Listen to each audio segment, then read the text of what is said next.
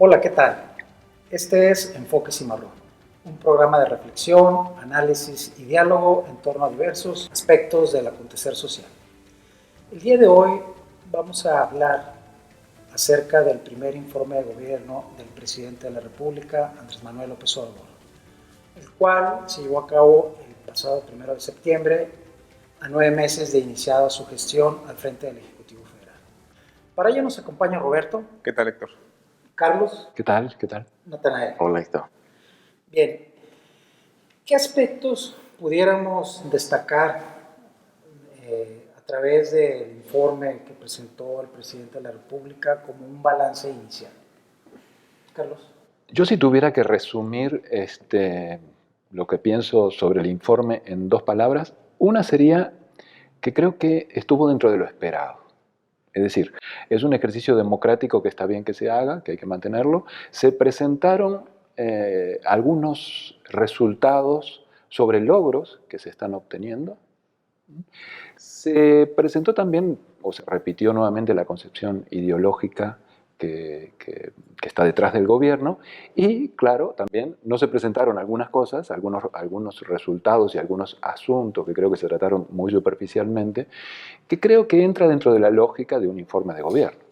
Es decir, creo que no sería realista pensar que un gobernante va a presentar un informe totalmente objetivo, sino que algunas cosas creo que a lo mejor salen aquí en la mesa, faltó plantearlas por lo menos con más fuerza. Es decir, por un lado entonces es lo esperable, y si esto fuera como un examen y uno tuviera que poner una calificación, yo diría que ha sido un examen aprobado. Es decir, le pondría una calificación de aceptable. Y me parece a mí que hay 2 cosas que, como para cerrar este primer comentario, que hay que tomar en cuenta. Uno es que es un gobierno que apenas tiene 9 meses, entonces, y que se ha ido comunicando, como, bueno, en cierta manera quedó ahí presentado, sería un tercer informe, es decir, es un gobierno que se comunica, es un gobierno reciente, casi recién estrenado, tiene algunos logros, y creo que se hicieron bien en mostrarlos, y por otro lado hay una faceta de comunicación que creo que está funcionando bien, con el electorado que lo apoyó. Entonces creo que el presidente López Obrador maneja bien esa faceta, se está manejando bien, y creo que este informe entra dentro de esa estrategia. En tu opinión, ¿cuáles serían los resultados que pudiéramos destacar que ha obtenido esta gestión? Yo creo que en términos económicos me parece que se están manejando bien 2 variables que suelen ser complicadas, que es inflación y tipo de cambio. Creo que se han manejado dentro de niveles de estabilidad que se reflejan en los niveles de confianza que son altos de la ciudadanía sobre y sus expectativas económicas. Creo que esos serían uno de los logros. Y por el otro lado, las políticas sociales. Creo que se ha comenzado a implementar algunas políticas sociales que habrá que ver cómo se miden finalmente los impactos, pero creo que se está viendo y se está sintiendo que están llegando políticas sociales. Muy bien. Roberto, ¿qué aspectos podrías tú destacar de este primer informe de gobierno?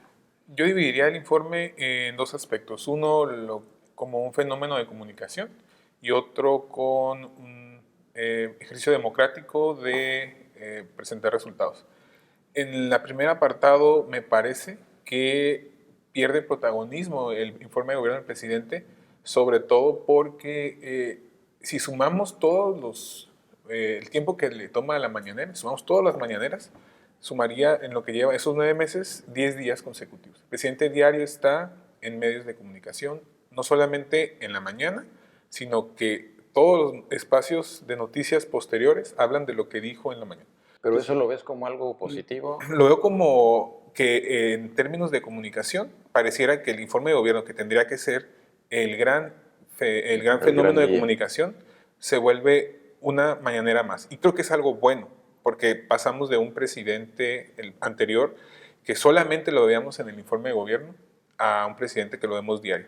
Entonces, en ese sentido, creo que como un fenómeno de comunicación pasa casi desapercibido, porque también el contenido del informe es algo que ya habíamos escuchado previamente. Creo que podría haberle dado un poco más de realce que hubiera hecho el informe en el Congreso. No lo hizo en Palacio Nacional. Creo que las circunstancias políticas sí le permitían tiene la mayoría de senadores y de diputados, ir al Congreso y presentar ahí su informe. Un poco retomando la normalidad política que él mismo, digamos, irrumpió después de 2006. Eso, digamos, como el tema de comunicación. En el tema de resultados, creo que hay un fenómeno muy interesante. Creo que en términos económicos, a excepción de esas dos variables, que es tipo de cambio e inflación, las variables agregadas no son positivas en general. Crecimiento económico prácticamente estancado. En términos de inversión extranjera directa, sí hay un pequeño incremento en este semestre, el primer semestre en comparación del primer semestre de 2018, sin embargo, la tasa de crecimiento es menor si comparamos 2019 contra 2018 versus 2018 contra 2017. Hay un tema de austeridad que es algo positivo, sin embargo, hay un subejercicio en el gasto público, lo que implica menor inversión pública. Eso en términos generales, en aspectos económicos, tiene impactos negativos. El tema de seguridad, otro de los grandes retos. Tenemos cifras históricas en términos de violencia. La salud, mediáticamente, ha sido un tema que han tomado los medios para criticar la austeridad excesiva, digamos, donde hay hospitales sin medicamentos, que no es algo nuevo.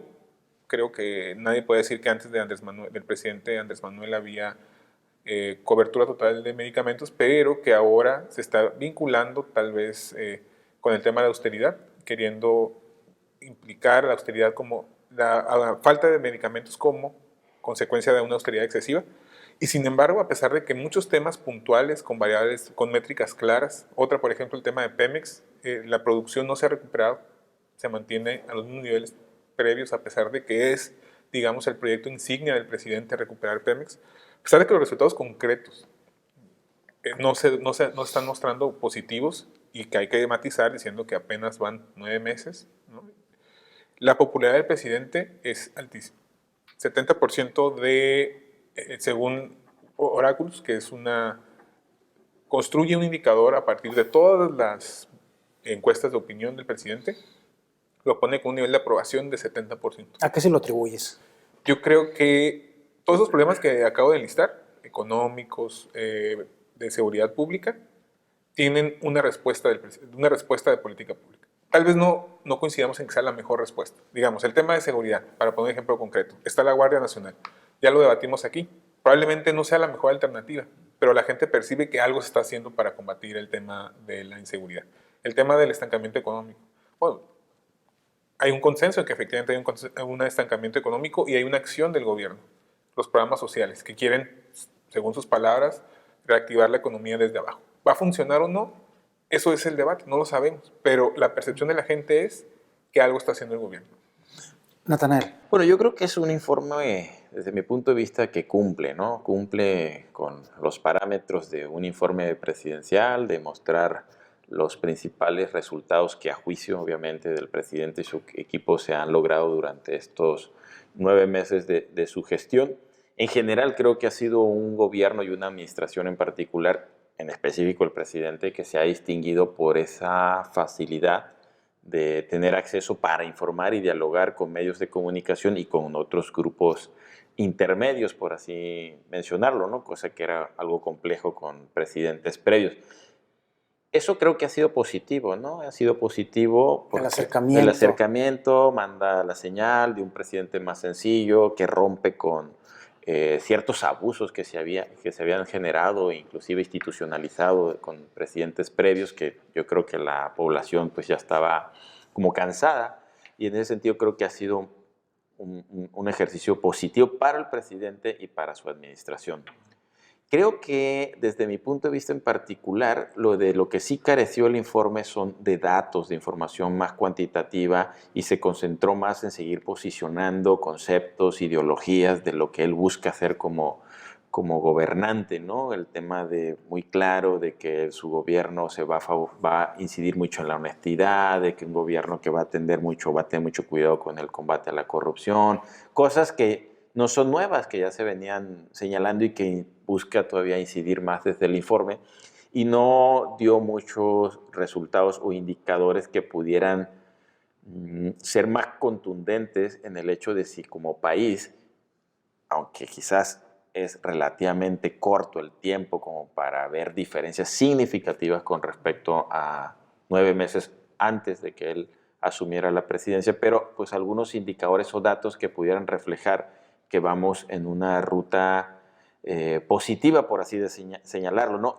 Y contrarrestar un poco lo que ya señaló Roberto, ¿no? En el tema económico, pues hay señales no muy favorables, ¿no?, a la administración, como es el tema del estancamiento en el crecimiento económico que ya señaló Roberto, que se contrarresta, creo yo, con lo que está buscando hacer y que sí lo señaló, está buscando tener una mejor distribución del ingreso, que es un tema que ya se venía discutiendo desde hace mucho en este país, de que si bien es cierto que nos hemos concentrado en generar estabilidad macroeconómica e inducir en el crecimiento, no se reflejaba en las clases sociales más desprotegidas precisamente porque teníamos un mecanismo de concentración del ingreso muy elevado, y creo que eso es importante y busca contrarrestar ese indicador en particular, además de que también señaló el de ya no exentar fiscalmente a los grandes corporativos, a los grandes pues empresarios de este país, ¿no?, que se veían beneficiadas por políticas inclusive pudiera decirse medias discrecionales, ¿no?, de exonerar fiscalmente a empresas que no hay justificación del por qué hacerlo, ¿no? Creo que eso también es algo positivo, que manda una señal de que está buscando una mejor distribución del ingreso. Creo que el gran déficit, desde mi punto de vista, es el tema de la inseguridad. O sea, si bien es cierto hay acción, pues no solamente no mejora, inclusive el número de delitos, el número de muertes se ha incrementado en estos primeros 9 meses comparado con el año anterior, por así señalarlo. Creo que ahí está el principal déficit y el reto mayor que tiene este gobierno. Carlos, ¿crees que en el informe hubo algunas omisiones importantes que hubiera valido la pena señalar? Sí, yo creo que agregaría a los logros el tema de inmigración. Creo que era un tema que era casi una bomba de tiempo hace unos meses y se ha ido de alguna manera manejando. Me parece que faltaron referencias hacia la política exterior. Es decir, prácticamente la única referencia hacia afuera que se hizo fue a las relaciones con Estados Unidos, pero me hubiera gustado escuchar un poco la posición del presidente López Obrador y su concepción de cómo México tiene que ubicarse, por ejemplo, entre China y Estados Unidos, respecto a Europa y también respecto a América Latina. No hubo ni una referencia, creo que es una de las ausencias del informe. Bien, suponiendo que 9 meses para algunos puede ser poco tiempo, para algunos otros tiempo suficiente ya para tener algunos resultados. Respecto al problema de la inseguridad, que parece ser el problema más agudo, que sigue siendo uno de los problemas más agudos de nuestro país, ¿qué hubiéramos podido esperar, Natanael, como resultados tangibles, en tu opinión, que pudieran constituir resultados de que esta problemática se está atendiendo por la ruta adecuada? Más allá de que se creó una Guardia Nacional, ¿cuáles tú crees que pudieran ser algunos indicadores? Pues lo que uno esperaría como ciudadano común es obviamente que el número de delitos, particularmente el tema de asesinatos, que es quizás el indicador más que hace ver como más complejo, más difícil o más sensible a la sociedad, pues que empezara a disminuir, obviamente, eso es lo esperado, ¿no? Ahora, sobre eso mismo, yo preguntaría, ¿qué es lo que ha hecho que al menos coincidentemente con el inicio de esta gestión, este problema se haya incrementado? Pues yo creo que no se está dando la reacción o la atención desde el ámbito público ya en el día a día de contener, digamos, las fuerzas que normalmente inciden en este tipo de delitos, que mucho de ello tiene que ver con el narcotráfico, extorsión, en gran medida, ¿no? Creo que está bien el tema de la estrategia nacional, la Guardia Nacional, se ve como algo, una variante a lo que se venía haciendo, aunque muchos lo señalan como es parte de lo mismo, pero bueno, creo que hay una variante. Pero creo que lo que no se está dando, y yo no lo observo, es buscar un mecanismo de coordinación con los estados, con los municipios, para atender de manera más coordinada y más eficiente el tema de la inseguridad, porque los que pueden conocer, digamos, con mayor detalle lo que está sucediendo en las regiones, pues son ese tipo de corporaciones que tienen mucho riesgo, porque son corporaciones que también habría que revisarlas, porque obviamente puede haber problemas de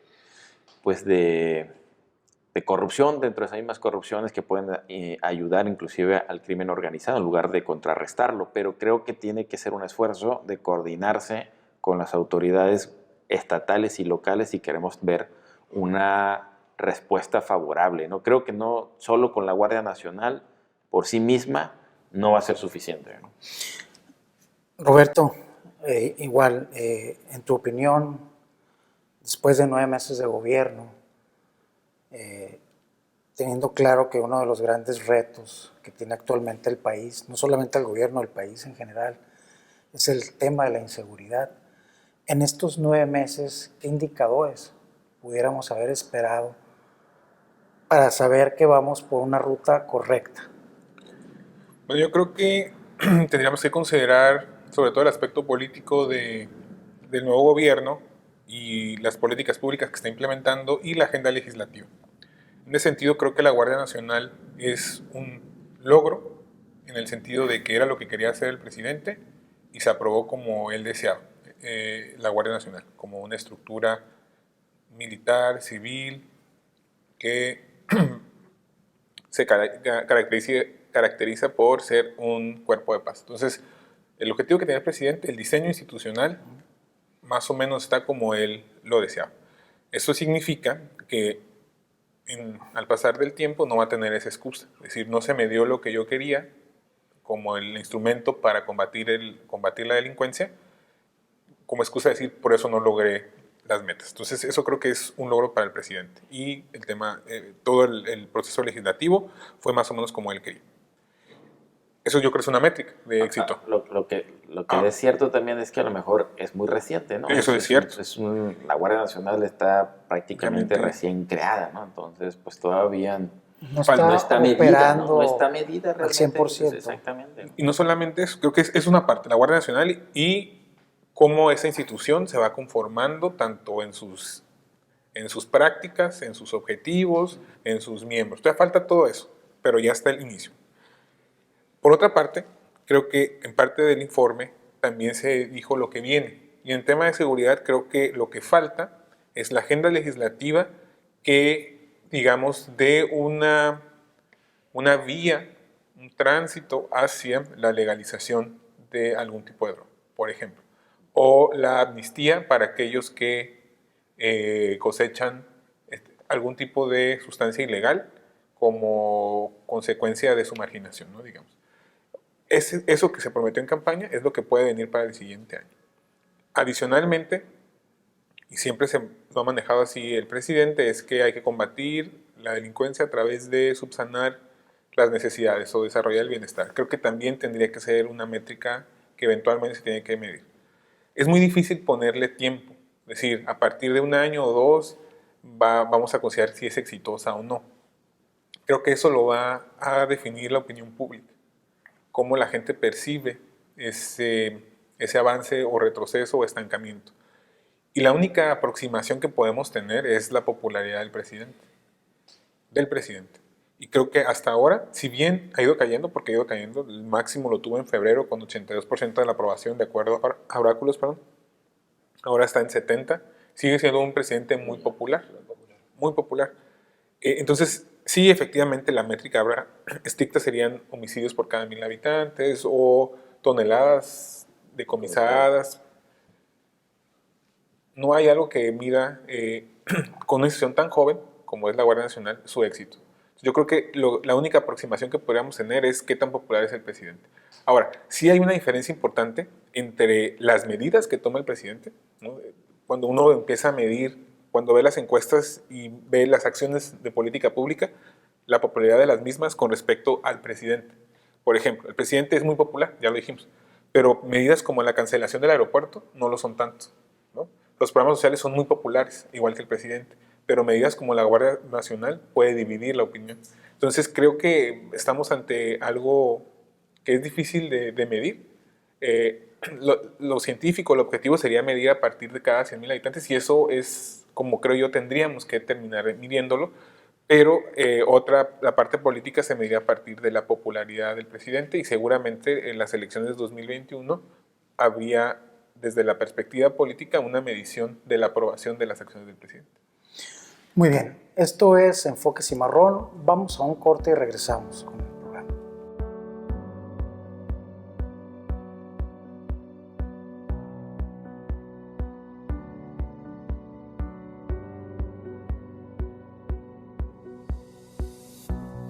Regresamos a Enfoque Cimarrón. Hemos hablado acerca de un balance inicial de los primeros 9 meses de gobierno del presidente de la República. Para cerrar este programa, me gustaría preguntarles cómo podríamos evaluar el ejercicio de gobierno que está llevando a cabo el presidente. Es decir, ¿cómo es su forma de ejercer el poder? ¿Cuál sería su estilo que lo caracteriza? Carlos. Yo creo que estamos en América Latina y por lo tanto tenemos toda una larga tradición que nos viene de una herencia hispánica de caudillos fuertes, líderes fuertes. Eso combinado con el presidencialismo es un poco la fórmula que nos ha regido con algunas diferencias, pero en los últimos 200 años. En el caso específico del presidente López Obrador, yo acá, yo diría que hay 2 maneras de ejercer el poder. Una es delegando. Hay presidentes que, a pesar de estar en un sistema presidencialista, les gusta delegar, nombrar un colaborador y confiar en el colaborador. Si algo sale mal, ese colaborador tiene que dejar el cargo, pero delegó. Y está el otro estilo que es el que está encima de todo. Es decir, que quizás hasta llame por teléfono cada 5 minutos a sus colaboradores porque es el que está encima, es el que no delega, sino que él está presente. A riesgo de lo que digan los compañeros que quizás conozcan un poco más del tema, parece que el presidente López Obrador sería de este segundo tipo. Es decir, se lo ve a alguien que está encima de los detalles. La figura de los colaboradores parece un poco opacada, incluso en las menciones en el informe, ¿no? Pero bueno, es una idea que creo que es un ejercicio más personalista, más centrado en su figura, es alguien además de estar, y que se acompaña con un sistema de partidos que tiene su partido que está en un proceso inicial de institucionalización. Es decir, cuando un partido, una fuerza política se va organizando, siempre la figura del líder es más fuerte, tiene más libertad, más márgenes para moverse, que creo que es el caso. Pero además los partidos de oposición también están en una situación compleja, crítica, de debilidad, así quedaron hace 9 meses, es decir, hace ya más de 9 meses, hace más de un año, pero están recién intentando recuperarse. Entonces, en un sistema de partidos que se ve débil, creo que la figura del presidente, además de sus características personales, van haciendo entonces que sea una figura omnipresente, y está, creo, omnipresente. Roberto, ¿cuál sería para ti este estilo? Bueno, lo que creo que es evidente es que el presidente cada vez quiere concentrar más poder. Y yo creo que cualquier político está interesado en eso, en concentrar mayor nivel de poder. Lo que ha pasado con los otros presidentes es que no han podido llegar a este nivel de concentración porque la oposición ha construido estos contrapesos. Nada más que, como ya más o menos mencionó Carlos, la oposición en este momento en la historia mexicana está muy debilitada. En parte, creo yo, porque no tienen una alternativa al proyecto de Andrés Manuel. El presidente actual se vendió siempre como la alternativa a lo que él llama de manera muy anexada, muy agregada, como el neoliberalismo. Entonces, ahora, cualquier postura en contra del presidente se ve más que una crítica a veces precisa, correcta, como una añoranza al pasado. Entonces, cualquier opositor actual, en lugar de verse como una alternativa al futuro, como una opción, se ve más bien como alguien que le gustaría volver a lo que teníamos antes. El presidente efectivamente ha construido lo que yo creo un gabinete de gente muy capaz y que para muchos votantes indecisos fue la característica que hizo que votaran por Andrés Manuel, presidente Andrés Manuel. Es decir, pues tengo ciertas dudas sobre las ideas del presidente Andrés Manuel López Obrador, pero veo a gente muy capaz que lo rodea en su gabinete. Paradójicamente, ahora ya en el ejercicio del poder, no los está tomando en cuenta para la toma de decisiones. Es decir, él toma la decisión y la implementa. Y lo único que tiene que hacer el gabinete es implementar su visión de país, sin retroalimentar, sin opinar, perdón, sin aportar de su expertise en la toma de decisiones. Creo que eso eventualmente le puede costar al presidente y creo que ya le está costando sobre todo en el tema de implementación. Hay muchas políticas públicas positivas que se podrían haber implementado de mejor manera si hubiera dado mayor libertad a sus colaboradores de tomar decisiones. En ese sentido, creo que la forma en la que el presidente ejerce el poder va a continuar así hasta que se presente una alternativa, que puede, creo yo, surgir del mismo gabinete. El mismo gabinete, creo que hay una opinión pública generalizada de que está dividido.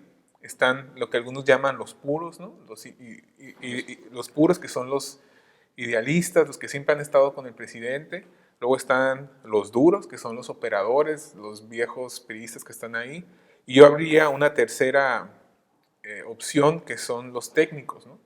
No decirle tecnócratas, porque eso ya es en contra de... es una mala palabra, pero son gente académicos, gente muy capaz que sabe del tema y que están ahí trabajando. Entonces, creo que la oposición va a surgir de esas tres o más, ¿no?, corrientes que hay al interior del mismo presidente. ¿Y por qué tiene que surgir de ahí? Porque, como comenté al principio, la oposición está prácticamente en la lona, ¿no?, debilitada. Bien, Natanael, tu evaluación.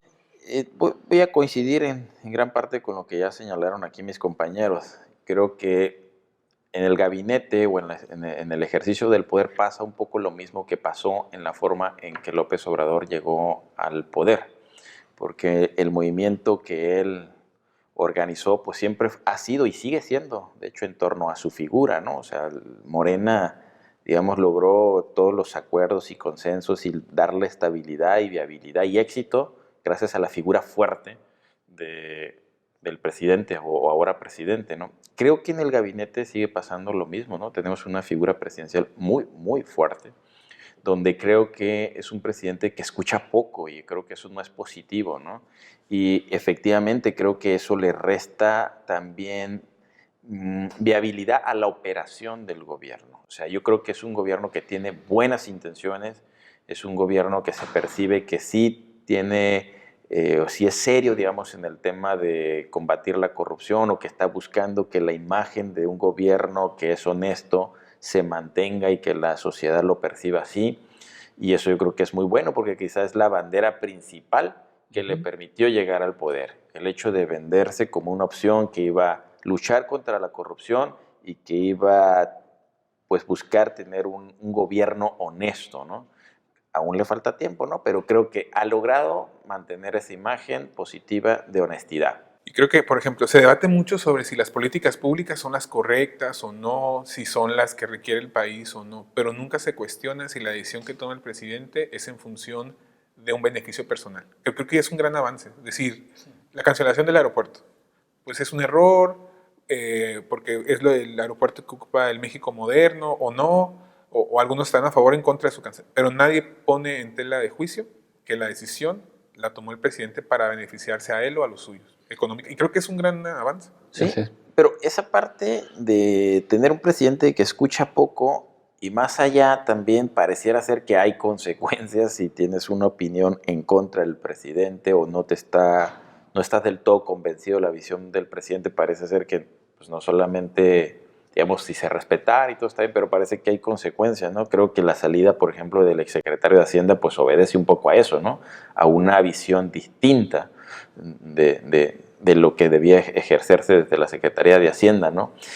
Creo que eso no ayuda, ¿no? Yo creo que porque eso hace que los funcionarios pues estén como muy cautelosos quizás y no atreverse a desarrollar o operar políticas a lo mejor con la misma visión o con la misma intención que tiene ALO, pero operarlas de la forma en que ellos creen que puede ser la más viable. Creo que eso ha limitado. Entonces yo percibo un gabinete con No sé si con falta de capacidad de operación, pero quizás no con la operación que requiere para los temas que está tratando el presidente de implementar y llevar a cabo, ¿no? Que creo que es hacia adelante, pues ojalá y se logra corregir para que podamos tener... Es que creo que hay una regla básica que es cuando uno más consulta y más construye una decisión consensuada, menos posibilidades hay de ejecutarla. No, menos posibilidades hay de fracasar, aunque claro, se demore claro. más en ejecutarla. En cambio, cuando se trabaja en base a decisiones muy personales, de repente son más rápidas y ejecutivas, pero... Creo que es muy interesante porque el presidente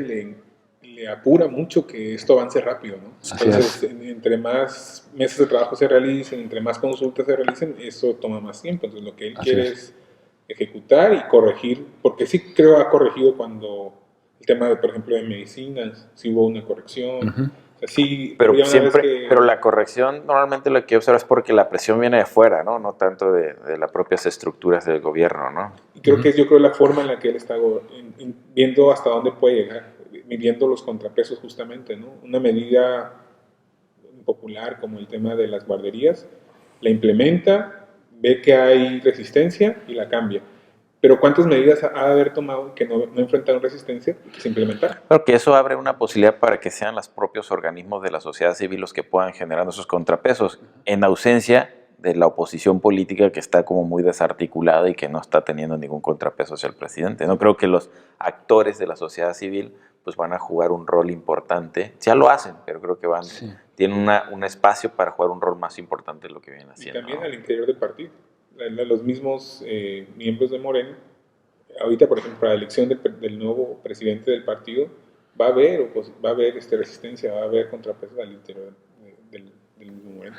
Creo que, nada más que, creo que es tema para otro programa, pero se está generando un ambiente más amigable para las organizaciones de la sociedad civil. Creo que va a haber una revitalización de las organizaciones respecto al pasado. Creo que eso va a ser también un elemento favorable. Yo no sé si amigables, lo que sí es que a lo mejor más espacio para que puedan actuar, ¿no? Sí, amigable en el sentido más estructural. Muy bien, bueno, pues es así como hemos llegado al final de esta emisión. Agradecemos su atención y los esperamos en un próximo programa. Gracias.